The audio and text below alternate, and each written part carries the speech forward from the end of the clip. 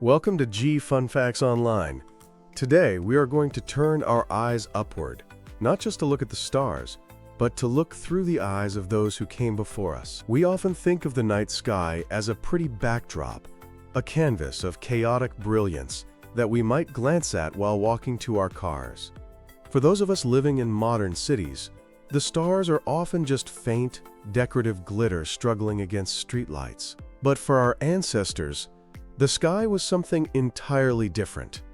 It was the original internet. It was a vast, constantly updating source of vital information. It told them when to plant, how to navigate across trackless oceans, and what the gods intended for their future. This is the story of archaeoastronomy. This is the scientific discipline that decodes the ancient relationship between humanity and the cosmos. It is not just the history of astronomy, which can sometimes be a dry list of dates and discoveries. Instead, this is the anthropology of astronomy. We are going to ask not just what ancient civilizations saw, but how they saw it, and why it mattered so deeply that they moved mountains of stone to align with a single beam of light. From the Andes to Egypt, and from the jungles of Central America to the plains of England, we are going to explore how ancient civilizations locked their societies into the rhythm of the universe without telescopes, computers, or satellites. Let us begin our journey in the Neolithic era, long before written language was common. Humanity was already writing, but they were writing in stone. In Europe and the Americas, early peoples understood that the sun was the ultimate pendulum of life. Its annual journey, from the northernmost point of rising at the summer solstice to the southernmost point at the winter solstice, dictated whether the tribe would survive. This brings us to the most famous piece of astronomical hardware in the world, Stonehenge. Standing in the quiet plains of Wiltshire, England, Stonehenge is often associated in popular culture with Druids.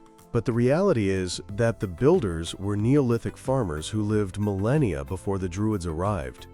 They needed a precise calendar to track the seasons. Built in stages starting around 3000 BCE, Stonehenge is a masterpiece of engineering. The genius of this site lies in its alignment. Most people know about the heel stone alignment. On the summer solstice, the longest day of the year, if you stand in the center of the circle, you see the sun rise directly over the heel stone. However, recent research suggests that the winter solstice was actually more important to these people. There is a structure called the Great Trilithon that frames the setting sun on the shortest day of the year. For a farming community facing the dark, cold months, this was a message of hope. It signaled that the sun had finished its retreat and would now begin its return, promising warmth and a new growing season. If we travel across the Irish Sea, we find a monument that predates even the Great Pyramid of Giza. This is the Passage Tomb of Newgrange, built around 3200 BCE. Newgrange offers a dramatic theatrical performance that relies on a very specific architectural feature. Above the entrance, there is a specially engineered opening known as a roof box. For only a few days around the winter solstice, the rising sun aligns perfectly with this box. A beam of light penetrates the 19-meter passage, hitting the floor of the inner chamber and illuminating triple spiral carvings at the back. This event lasts only 17 minutes. It was essentially a Neolithic special effect, designed to capture the rebirth of the solar year deep in the womb of the Earth. Now, let us move from the massive stones of Europe to the delicate play of light and shadow in the American Southwest. In Chaco Canyon, New Mexico, the ancestral Puebloans, often called the Anasazi, created an observatory of incredible precision at Fajada Butte. Unlike Stonehenge, which uses massive boulders, this mechanism relied on a mere sliver of light. High atop the butte, 3 large sandstone slabs lean against a cliff face, shielding a spiral petroglyph carved into the rock. This arrangement is known as the sun dagger. On the summer solstice, a single dagger-shaped shaft of light pierces the exact center of the large spiral. On the winter solstice, 2 smaller daggers frame the spiral. This site functioned as a solar calendar, marking the extremes of the sun's travel with an accuracy that rivals modern instruments. It is a testament to the delicate balance between ancient rock and the shifting sun, and it is so fragile that it is now closed to the public to protect it. We see a different relationship with the sky when we look at ancient Egypt. Here, astronomy was not abstract. It was a matter of life and death. The entire civilization depended on the Nile River's annual flood to deposit the fertile black silt that allowed agriculture to flourish in the desert. The Egyptians noticed a critical celestial coincidence. The annual flooding of the Nile began almost exactly when the brightest star in the sky, Sirius, rose in the east just before dawn. They called this star Sopdet. This phenomenon is known as the heliacal rising, and it marked the Egyptian New Year. However, there was a complication. Their civil calendar was 365 days long, but it lacked a leap year. This meant their calendar drifted by 1 day every 4 years. Consequently, the rising of Sirius would slowly drift through the calendar, only returning to the original date after a cycle of approximately 1,460 years, known as the Sothic cycle. Despite this drift, the rising of Sirius remained the absolute anchor for their agricultural planning. The Egyptians were also masters of alignment. The Great Pyramid of Giza is aligned to true north with an accuracy of 3/60ths of a degree. This is a level of precision that is hard to achieve even today. They achieved this by tracking what they called the imperishable stars, the circumpolar stars that never set. They used a simple sighting tool called a merkit, which was essentially a palm rib with a slit in it, used in conjunction with a plumb line. Inside the pyramids, the air shafts, which likely served a symbolic purpose rather than ventilation, point to specific stars. In the king's chamber, the northern shaft points to Thuban, which was the pole star of that era in the constellation Draco. The southern shaft points to Orion's belt. Orion was associated with Osiris, the god of rebirth. The pyramid was effectively a launch pad, aiming the pharaoh's soul directly at the celestial destinations where he would reign eternally. Later, in the tombs of the Ramesside pharaohs around 1100 BCE, archaeologists found grids painted on the ceilings. These Ramesside star clocks were tables that allowed a user to tell time at night by observing the position of stars relative to a seated figure. This system divided the night into 12 hours, which is a direct precursor to our modern 24-hour day. While the Egyptians were masters of alignment, the Babylonians in Mesopotamia were masters of data. In the Fertile Crescent, priests served as the world's first bureaucrat astronomers. They viewed the sky as a script written by the gods, and to read it, they needed a dictionary. Over centuries, they compiled the Enuma, Anu, Enlil, a massive series of cuneiform tablets recording celestial phenomena and their corresponding terrestrial events.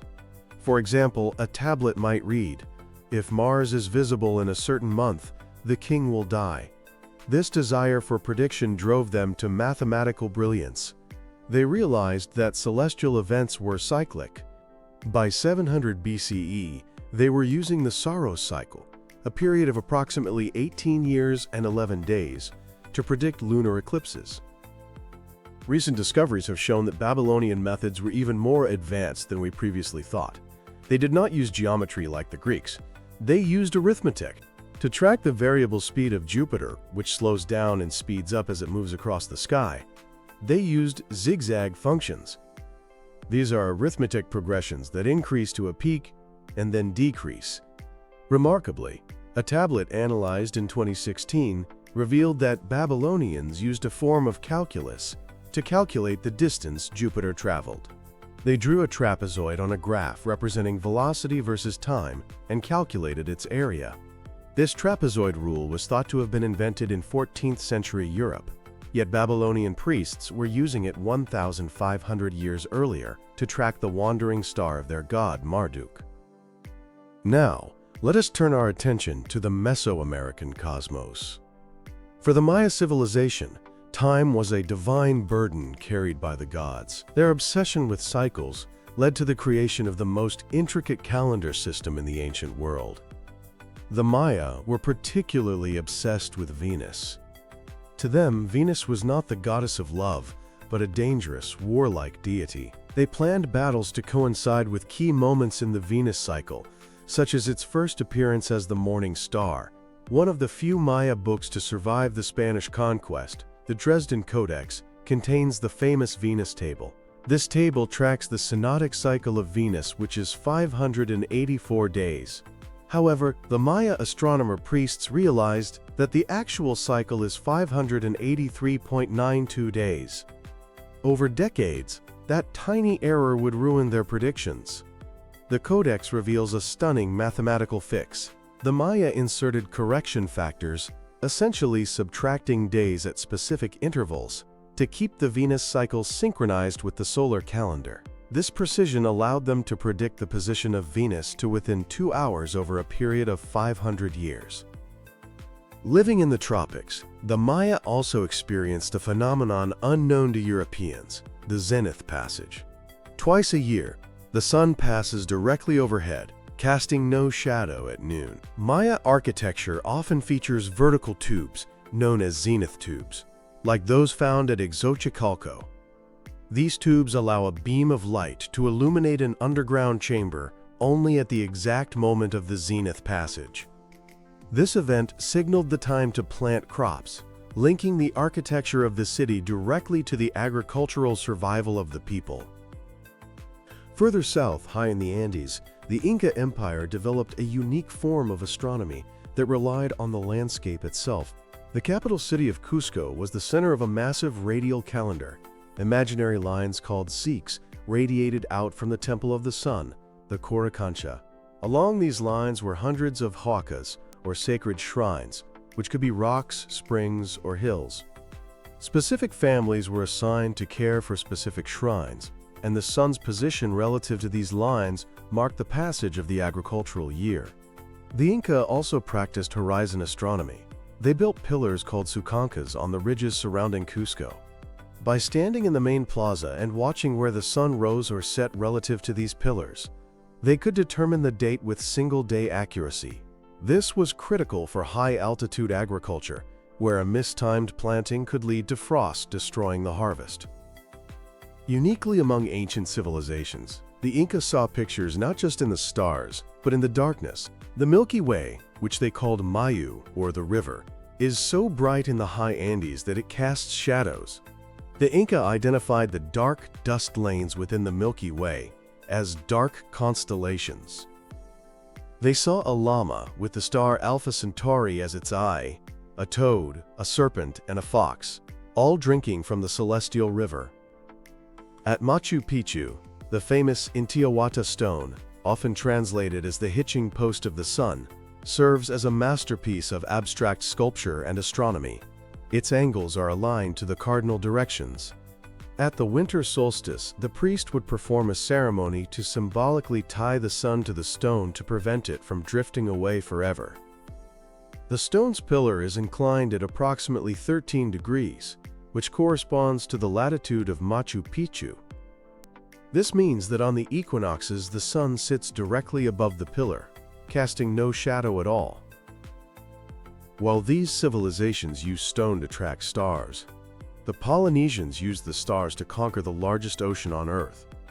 Their monuments were their double-hulled canoes, and their observatories were their mines. Polynesian navigators did not use physical tools like sextants or magnetic compasses. Instead, they memorized a star compass. They divided the horizon into 32 houses where specific stars rose and set. A navigator knew that if the star Altair was rising in the Manu house to the northeast, they could steer toward it. As the stars rotated, the navigator would switch to a new steering star. They also utilized zenith stars. They knew that specific stars passed directly overhead at specific islands. For example, the star Arcturus passes directly over the zenith of Hawaii. To find Hawaii, a navigator would sail north until Arcturus was directly overhead, and then sail downwind until the island appeared. But astronomy was only one layer of their system. They combined star positions with reading the ocean. A wayfinder could sit inside the hull of the canoe and feel the pulse of the ocean, distinguishing between the main swell, the reflected swell bouncing off a distant island, and wind-driven chop. Combined with the observation of land-based birds, this allowed them to pinpoint tiny islands in thousands of miles of open water. Today, the field of archaeoastronomy is undergoing a revolution thanks to modern technology like LiDAR, or light detection and ranging. This technology uses lasers fired from aircraft to digitally strip away vegetation, revealing the ground beneath. In 2018, LiDAR scans of the Maya Biosphere Reserve in Guatemala revealed over 60,000 previously unknown structures. This data showed that Maya cities were interconnected on a massive scale, with causeways and sightlines that may have further astronomical significance. Similarly, in 2024, LiDAR revealed high-altitude medieval cities along the Silk Road in Uzbekistan, which are now being analyzed for their orientation to the seasons. The study of archaeoastronomy teaches us that ancient people were not primitive. They were keen observers who used the tools available to them to solve complex problems. They did not distinguish between science, religion, and art. The alignment of a temple was simultaneously an engineering challenge, a theological statement, and a survival necessity. From the mathematically perfect calendars of the Maya to the shadow-casting stones of the Inca and the star-steering songs of the Polynesians, humanity has always looked up to find its way. These ancient celestial trackers remind us that we are part of a larger cycle, a clockwork of light and gravity that has been ticking long before us and will continue long after we are gone.